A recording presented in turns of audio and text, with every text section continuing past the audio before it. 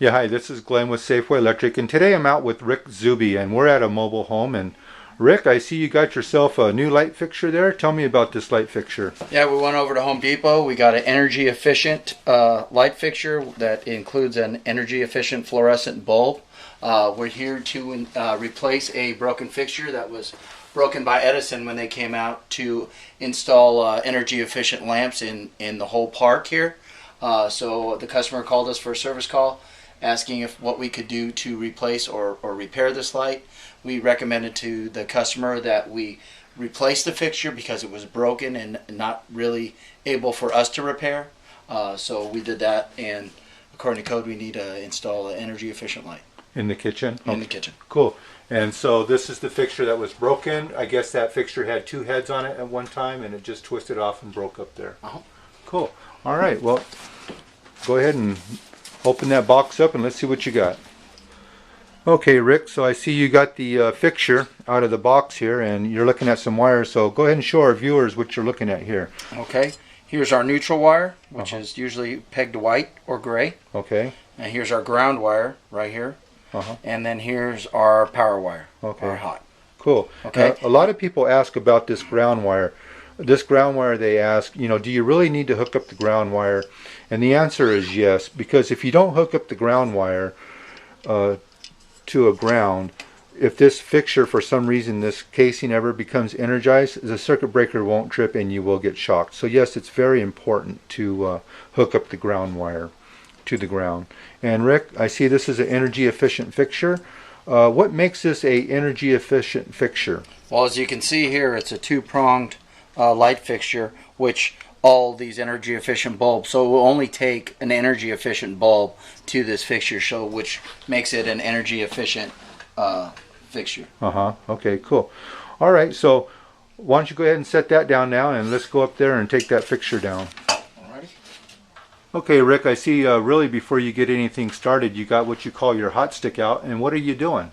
I'm testing for voltage here, and what I like to do too is before I use my hot stick to make sure it's working properly, I like to plug it into a known outlet, and you see the tick in there lets me know that it is working properly as it's detecting voltage. So I'm going to come up to this light. We presume that it's off, but we don't know that it's off. So you want to work safely and make sure this circuit is de-energized, which it is. Cool. All right, good job there. Okay, Rick, I see you got the fixture down now, and so I see some ground wires and a few other wires. Why don't you go ahead and tell us what you found? Okay, as you can see, this motor home or mobile home, I apologize, is properly grounded. We noticed that when we went out to the panel. Here's your mechanical ground right here, or equipment ground, I'm sorry. And here's your hot wire right here, very clearly identified, all black. And here's our neutral wire. As if you look farther into the fixture, you can see where the Romex comes in and hits a ground screw. Okay, very good. So everything is properly grounded at this time. So you're simply going to remove a few wire nuts, and we'll check the light switch as soon as you do that to make sure that the fixture is getting proper voltage before we install it.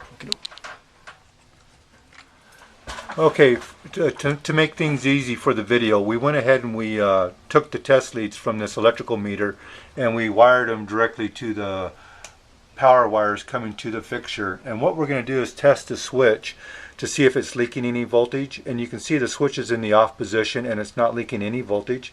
And Rick, go ahead and turn on the light switch for me, will you? All right, very good. You can see that we now have 123 volts on the circuit. And Rick, why don't you go ahead and disconnect the lead from the neutral wire and check over to the ground and let's see what our voltage reading is. It should be 123 if the ground is solid throughout the entire run. And it is. It's still 123 volts. So that's telling me that the ground wire on this circuit is complete all the way to the panel. Okay, well, let's go ahead and move forward and get that new fixture up there. Okay, actually before we install the fixture, we would like to show our viewers that we also check the condition of the wiring. Go ahead, Rick, and show them how we do this. Okay, one of the things I like to look for, especially on the white wire, is make sure there's no discoloration. If that neutral wire is overloaded, it tends to get brownish. As you can see here, it's a very clean white. here. Then I like to give it a little bend back and forth to make sure that the insulation doesn't crack, which you can see it's not. So that this is a real good neutral, solid neutral. The insulation's fine. Then I go over to the power wire. Same thing. Okay, this does heat up no matter what condition, just because that's electricity. Once again, I give it a nice little wiggle, check up into the sheathing here. Once again, not overheating, so that wire looks nice, good insulation, and it's nice and bendable. Okay. All right, good. Okay, Rick, I see you got your fixture up. Why don't you go ahead and tell us about your electrical connections? Okay, it's Safeway standard practice to twist these connections together so they make a nice, real good connection. See, even yanking on the fixture wires here, they're not going anywhere. So that's a good connection. The only thing we're going to use this wire nut is to hold them in place and keep them insulated. Okay, why don't you go ahead and show us what you do? And we just put them on here, and all we do is snug them up. Give them a pull, they don't come off. Okay, cool. So it locks the wire down. But keeps the wire locked down, although our connection, I think, does that pretty much anyway. But this really holds it in place, plus gives it a good insulation protection. All right, well, very good. All right, I see you got the fixture up there and you're pulling the screws out. And go ahead and install the light bulb now. And okay. All right, very good. Go ahead and turn that light switch on. Let's see if it's going to turn on. All right, we do have light. Here you go. Here's your globe.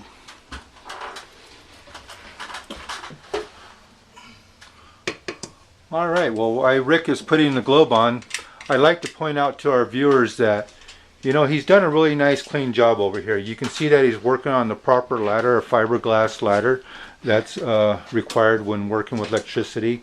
And you can see that Rick has kept his mess, in one area. And it's really nice to have it, in one central location. You can see he's kept the floor really nice and neat.